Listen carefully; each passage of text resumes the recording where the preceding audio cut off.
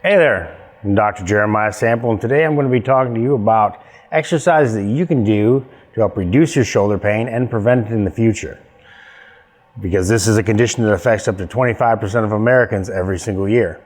Now, when we're talking about the shoulder, I'm of course talking about not just the arm itself, where it connects to the upper torso, but the clavicle connection and the scapular connection that creates the whole shoulder complex here against the thoracic cage. So the first thing we're going to utilize is how to set the shoulders properly. So we're going to keep our head up above our shoulders, tuck your chin slightly so that you get that nice double chin there that you don't want in family photos. Then you're going to bring your shoulders all the way up, which I hold for 2 Mississippi. Then while keeping them elevated, all the way back for 2 Mississippi, and then let them drop. That is naturally where your shoulders should be with your body.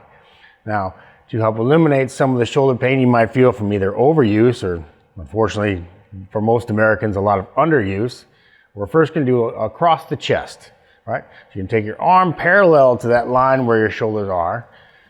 We're going to cross your chest and use the other hand behind your elbow to just gently pull it, feeling the stretch across your shoulder, okay? Depending on your position of your hand, you can feel it with different musculature in your shoulder. Utilizing this for 30 seconds to a minute each side, at least once a day, will help keep these muscles loose and help to leave some of the inflammation that tends to gather in the shoulder. Now, the second exercise that we're going to show today and stretch is called the neck release, because all of the muscles of the shoulders, the hands, are all supplied by nerves that come out of the cervical spine and the upper thoracic spine.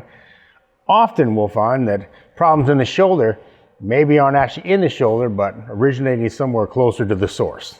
So, what you're going to do is, again, tuck your chin. Then we're going to take our head all the way to the side.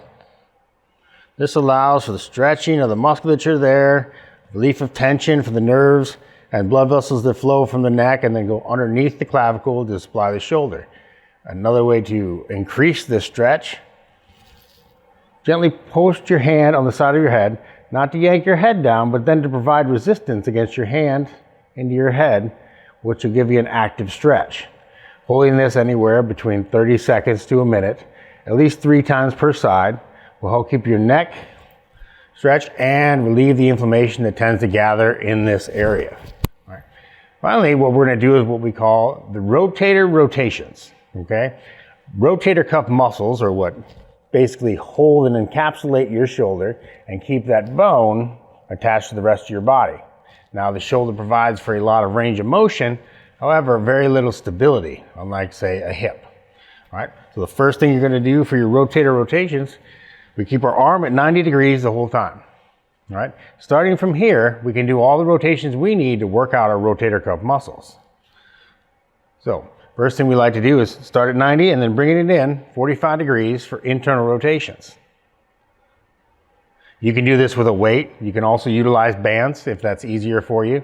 And if you're more of an acute state, if it's your pain, maybe not use a weight at all. In fact, just use the motions themselves.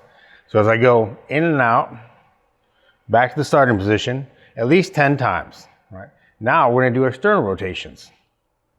Same thing, start at 90, out 45 degrees, at least 10 repetitions. And utilize this with both shoulders, even if the other shoulder isn't sore.